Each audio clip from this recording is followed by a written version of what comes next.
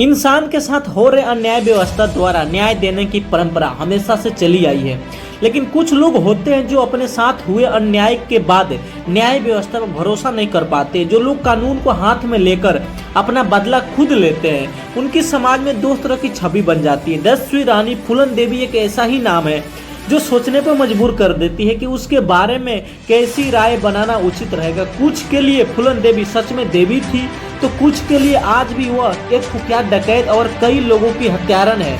चलिए जानते हैं फूलन देवी के लिए कुछ अनसुनी कहानी। 10 अगस्त 1963 का दिन यूपी के जलौन जिले में गांव में गोराहा के मलाह देवी दिन के लिए नई मुसीबत लेकर आया था।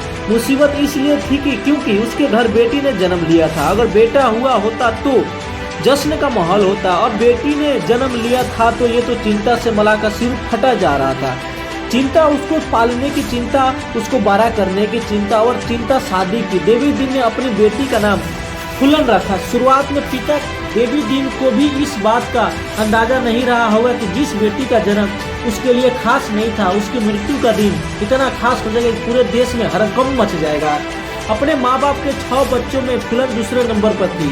वह दब्बू और शांत नहीं थी, वह एकदम अलग थी। इतना अलग कि सही गलत की लड़ाई के लिए वो किसी से भी भिड़ जाती थी। फूलन के पिता देवी दिन कड़ी मेहनत के बाद घर का खर्चा चला पाते थे। संपत्ति के नाम पर उनके पास केवल 1 एकड़ जमीन थी। उनके पिता की मृत्यु के बाद उनका बड़ा भाई घर का मुखिया बना तथा अपने बेटे मैं दिन के साथ मिलकर दोनों देवी दिन के हिस्से को जमीनी भी हड़प ली थी। जब फूलन को इस बात को पता लगा कि उसके चाचा ने उसकी जमीन पर कब्जा कर लिया है तो वह उनसे भिड़ गई। कहते हैं कि जमीन के लिए चाचा से बात इतनी ज्यादा बिगड़ गई थी कि हाथापाई तक पहुंच गई। मामला यहाँ नहीं सुलझा।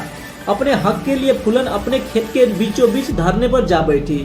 इस पर उन्हें अपने का गुस्सा भी झेलना पड़ा, लेकिन वह नहीं मानी। फूलन के साथ उग्र स्वभाव से उनके पिता को अधिक चिंता होने लगी। पिता की इसी चिंता से फूलन की जिंदगी को एकदम से मोड़ दिया।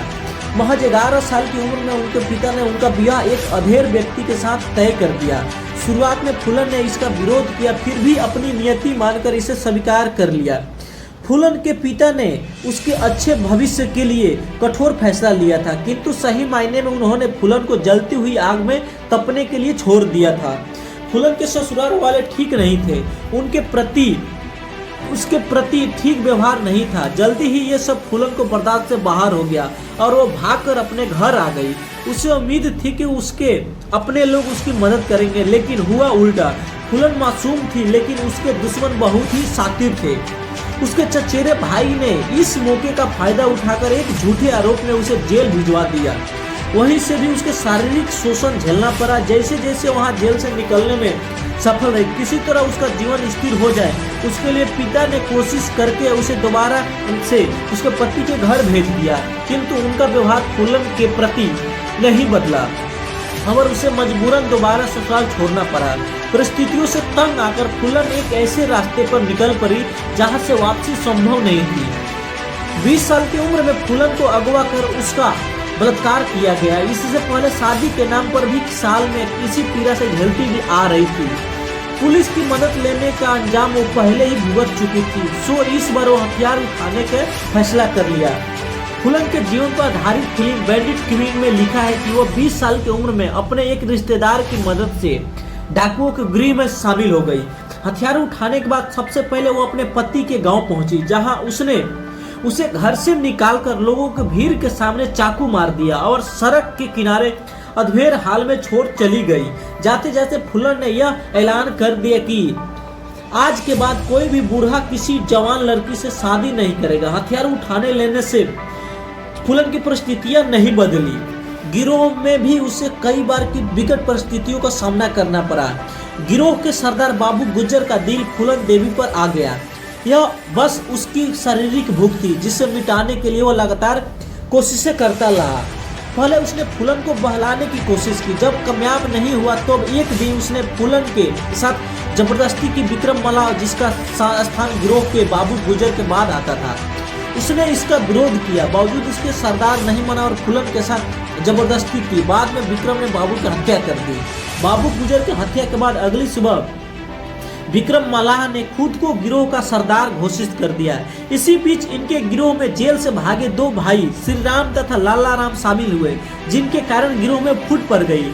बाद में उन्होंने विक्रम मल्लाह को भी मार गिराया और फूलन को बंदी बनाकर अपने गांव बेहमोई लेकर आए। यहाँ फूलन को एक कमरे में भूखे प्यासे बंद कर दिया गया। बेहमोई में फूलन को जो घाव मिला वह उसके लिए अब तक का सबसे गहरा घाव बन गया। यह उसके साथ केवल दुष्कर्म नहीं बल्कि सामूहिक दुष्कर्म हुआ। वहाँ मौजूद सभी ने बारी बारी से उसके जिस्म को जानवरों की तरह नोचा।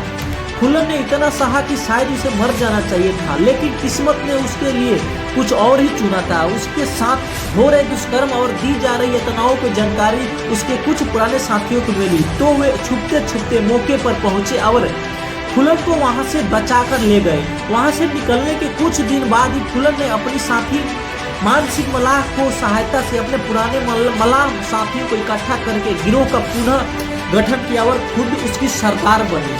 श्री राम और लाला राम के चंगुल से निकलने के 7 महीने बाद फूलन देवी को यह मौका मिल गया जिसका वह इंतजार कर रही थी। 14 फरवरी 1981 को प्रतिशोध की आग में उबल रही फूलन अपने गिरोह में साथ पुलिस के भैंस में बेहमई गांव पहुंचे। यहाँ एक शादी का आयोजन था जिसमें बाहरी गांव के लोग भी आए हुए थे।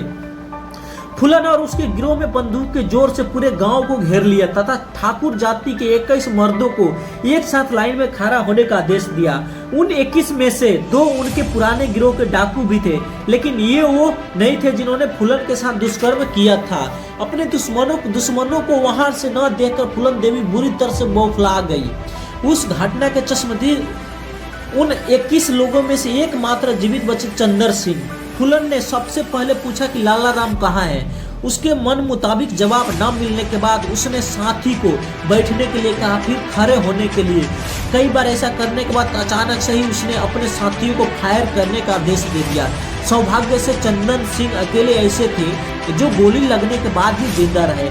बेहमई नरसंहार के बाद फूलन बैंडिट के नाम से मशहूर हुई। पाठ करना, अमीरों के बच्चों को फिरौती के लिए अगवा करना, आने वाली लोरियों को लूटना फूलन गिरोह का मुख्य काम था। कुछ सालों तक यह चला, फिर वही किसी तरह आत्मसमर्पण के लिए राजी हो गई, लेकिन इसके लिए उनकी अपनी शर्त थी। वह जानती थी कि उत्तर प्रदेश पुलिस उसकी जान की दुश्मन है, इसीलिए वो अपनी पहली शर्त के तहत मध्य प्रदेश पुलिस के सामने ही आत्मसमर्पण करने की बात कही। दूसरी शर्त के तहत उन्होंने अपनी किसी भी साथी को सजाए मौत न देने की आग्रह किया। तीसरी शर्त के तहत उसने उस जमीन को वापस करने के लिए कहा जो उसके पिता से हड़प ली गई थी। साथ ही उसने अपने भाई को पुलिस में नौकरी देने की मांग की। फूलन की दूसरी मांग को छोड़कर सभी शर्त मान ली गई।